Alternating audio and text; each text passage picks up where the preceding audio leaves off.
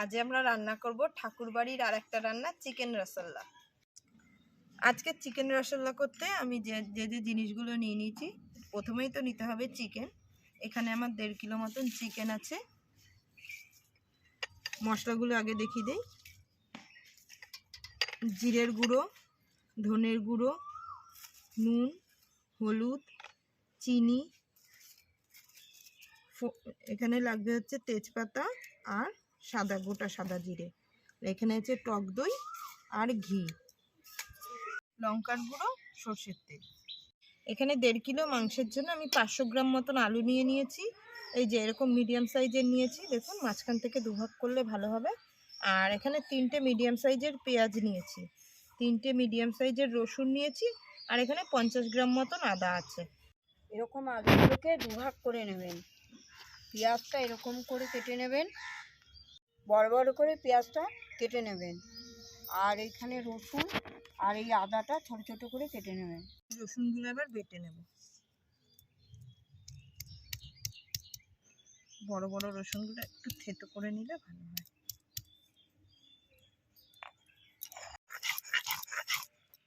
রসুনটা আমার বাটা হয়ে গেছে, আমি তুলে নিলাম। এই যে এবার আমি আদাটা বেটে নেব।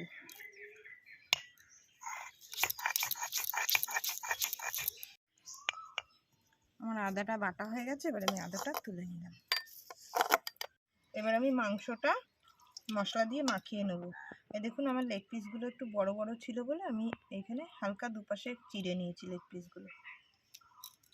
এবার আমি মাখিয়ে নেব। প্রথমে দিয়ে দেবো আদা রসুন বাটাটা। এবার পেঁয়াজগুলো দিয়ে দেবো। পেঁয়াজগুলো কিন্তু এরকম বড় বড় করে রাখবেন। আর এখানে গোটা 15টা মতন কাঁচা লঙ্কা দিয়েছি আমি।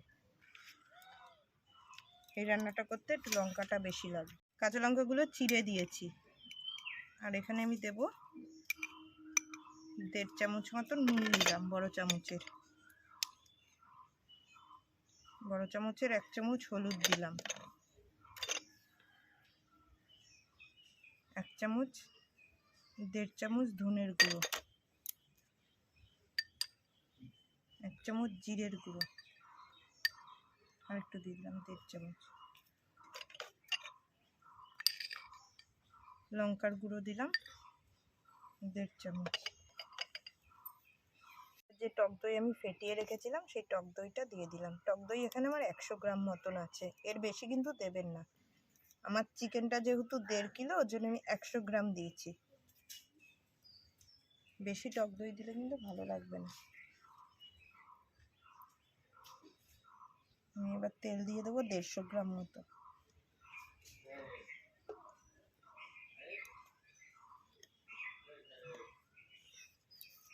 এখানে 1.5 চামচি ঘি রেখেছিলাম, ঘিটা দিয়ে দেবো।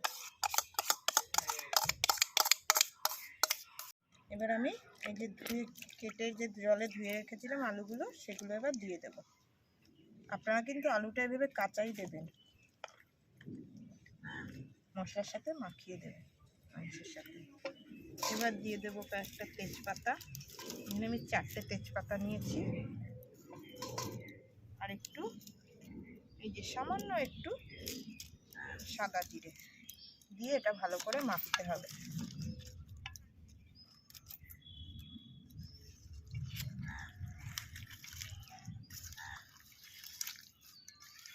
এই যে আমি সমস্ত মশলা দিয়ে মাংসটা সুন্দর করে ম্যারিনেট করে নিয়েছি। এবার এরকম করে ম্যারিনেট করে এই যে আলু ঠালু সব কিছু দিয়ে ম্যারিনেট করে নিচ্ছি। আপনারা এইভাবে সুন্দর করে ম্যারিনেট করে আধ ঘন্টার জন্য রেখে দেবেন সুন্দর করে ঢেকে।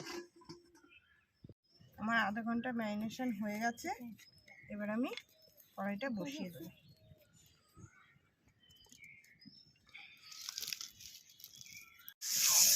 কড়াইটা বসানোর পরে আপনারা একটু নাড়াচাড়া করে তারপরে ঢেকে দেবেন।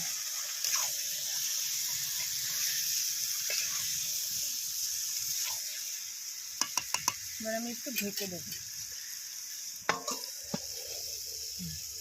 5 মিনিট মতন ঢাকা দিয়ে রেখেছিলাম।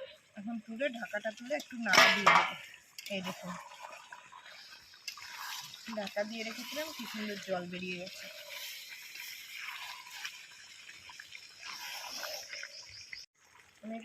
আমি এখানে হাফ চামচি মতন চিনি দিয়ে দিলাম। আপনারা এই চিনিটা, আমি তো কষানোর সময় দিলাম, আপনারা চাইলে এটা যখন মাংসটা যখন ম্যারিনেট করবেন তখনও দিতে পারেন। আমি এখানে মাংসটা সামান্য একটু জল দিয়েছি আলুগুলো সেদ্ধ হওয়ার জন্য। দেখুন আমার মাংসটা পুরো হয়ে গেছে। এবার আমি হাফ চামচি মতন গরম মশলা দিয়ে মাংসটা, গরম মশলাটা দিয়ে কিন্তু ভালো করে নাড়াচাড়া করে দেবেন।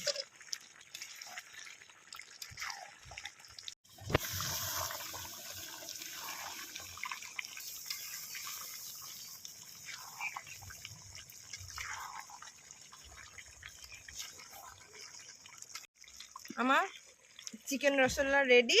এবার আমি নামিয়ে নিলাম। এইভাবেই আপনারা বানিয়ে নেবেন ঠাকুরবাড়ির চিকেন রসগোল্লা।